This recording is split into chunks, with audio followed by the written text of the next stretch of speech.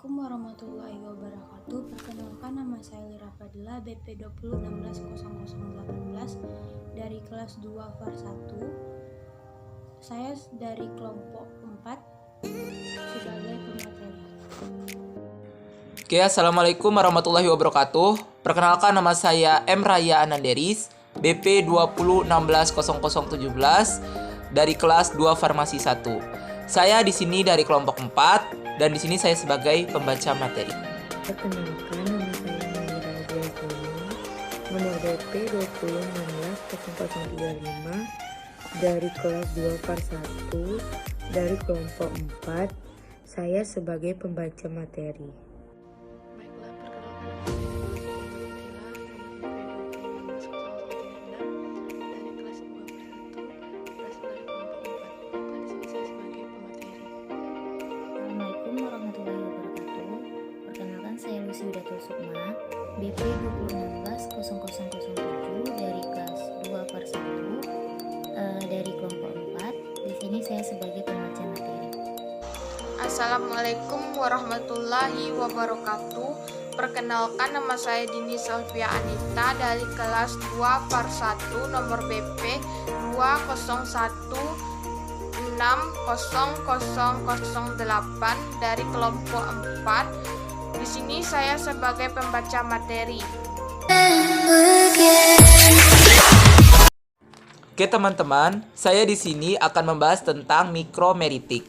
Menurut Dalla Valle, ilmu partikel dituangkan dalam mikromeritik, yaitu suatu ilmu dan teknologi yang mempelajari tentang partikel kecil, terutama mengenai ukuran partikel.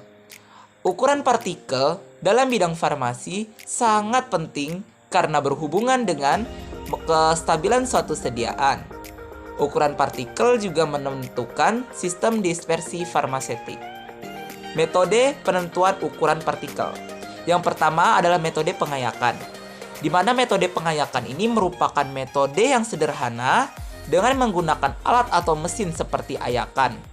Tetapi dia memiliki kecepatan dan ukuran ayakan atau mesh tertentu dan telah dikalibrasi. Metode ayakan ini hanya bisa untuk bahan-bahan yang mempunyai ukuran minimal 44 mikrometer. Faktor-faktor yang mempengaruhi proses pengayakan antara lain, yang pertama adalah waktu atau lama pengayakan. Biasanya pengayakan ini akan dilakukan selama 5 menit. Pengayakan yang terlalu lama dapat membuat sampel menjadi pecah karena saling bertumbukan satu dengan yang lainnya, sehingga bisa lolos melalui mesh selanjutnya. Jika kurang dari 5 menit, biasanya proses pengayakan akan kurang sempurna.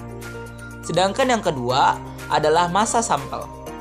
Jika sampel terlalu banyak, maka sampel tersebut akan sulit untuk diayak, dan jika sampel sedikit, maka akan lebih mudah untuk turun dan terayak.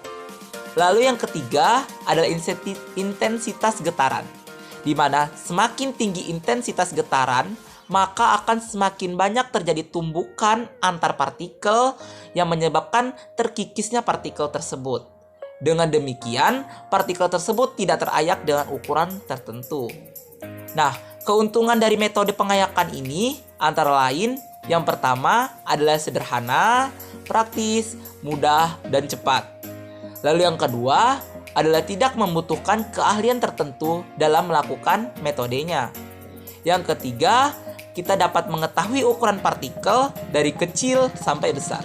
Dan yang kelima adalah lebih mudah diamati. Kerugian dari metode penggayaan antara lain: 1. Tidak dapat mengetahui bentuk partikel secara pasti seperti pada metode mikroskopik. 2. Ukuran partikel tidak pasti karena ditentukan secara kelompok atau berdasarkan keseragaman. 3. Tidak dapat menentukan diameter partikel karena ukuran partikel diperoleh berdasarkan nomor mesh ayakan. 4. Adanya agregasi karena adanya getaran sehingga mempengaruhi validasi data. 5. Tidak dapat melihat bentuk partikel dan dapat menyebabkan erosi pada bahan-bahan granul. mikroskopik optik. Pengukuran partikel dengan menggunakan metode mikroskopik biasanya untuk pengukuran partikel yang berkisar dari 0,2 sigma m sampai kira-kira 100 sigma m. Metode ini dapat digunakan untuk menghitung partikel pada sediaan subversi dan emulsi. Manakala sediaan tersebut terlebih dahulu diencerkan, kemudian diletakkan pada slide dan kemudian dilihat di mikroskop dengan standar slide mikrometer. Jumlah partikel yang berada dalam area jangkauan ukuran tertentu dihitung satu persatu dan kemudian hasil hitungannya dimasukkan ke dalam analisis data. Selanjutnya itu keuntungan metode mikroskopik. Yang pertama yaitu adanya gumpalan dapat terdeteksi. Yang kedua itu metode langsung. Selanjutnya kerugian metode mikroskopik. Yang pertama itu diameter hanya 2 dimensi. Jumlah partikel yang harus dihitung 300 sampai 500 sehingga memakan waktu dan tenaga. Yang ketiga itu variasi antara organisasi, tapi dapat diatasi dengan proyeksi dan scanner komputer.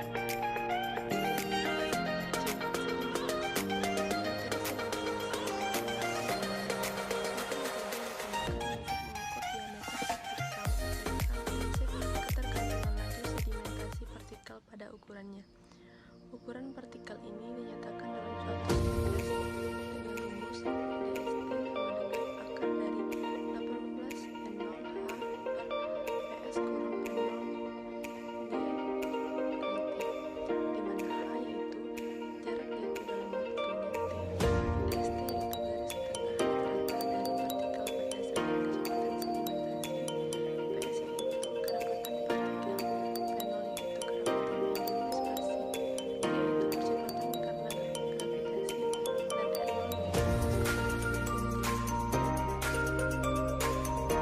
Persamaan tersebut untuk partikel-partikel yang berbentuk tidak beraturan dari berbagai ukuran.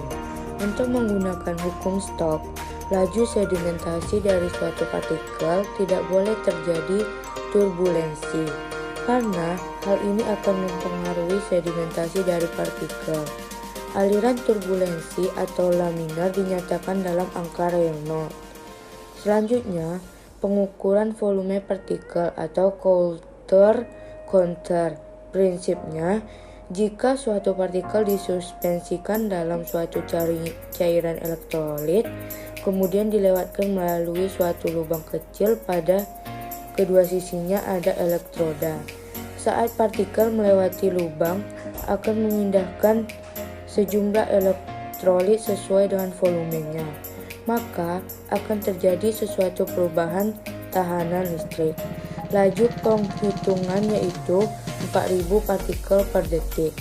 Kegunaan dari metode ini adalah menyelidiki efek zat antibakteri terhadap pertumbuhan mikroorganisme.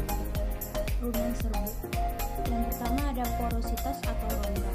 Porositas atau rongga dari serbuk adalah perbandingan volume rongga terhadap volume bowl dari sebuah pengepakan yang dinyatakan dalam persen. Rumusnya yang ada di PowerPoint memahami syar tersebut. Selanjutnya ada kerapatan partikel. Kerapatan secara umum didefinisikan sebagai berat persatuan volume. Yang pertama ada kerapatan sebenarnya. Kerapatan sebenarnya adalah kerapatan dari bahan itu sendiri, tidak termasuk rongga dan pori-pori.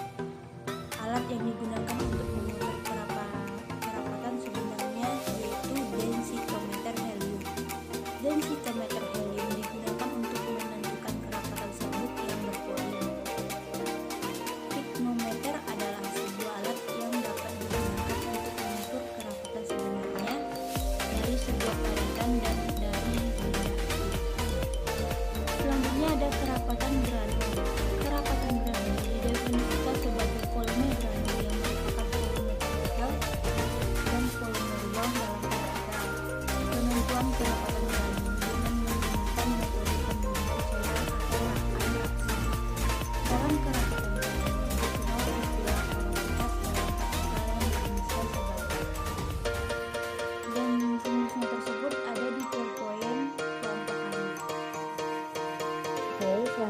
yaitu kerapatan Bol. Kerapatan Bol ini bergantung kepada distribusi ukuran partikel, bentuk partikel, serta kohesi partikel. Nah, pada kerapatan Bol ini ada dua jenis porositas, yaitu porositas celah dan porositas total. Nah, persamaan dari porositas celah ini adalah ruang antara sama dengan PB dikurang PG per VB sama dengan 1 dikurang VG per VB sama dengan 1 dikurang PB per PG. Sedangkan persamaan porositas total yaitu total sama dengan PB dikurang PP per VB sama dengan 1 dikurang PP per PB sama dengan 1 dikurang PB per P.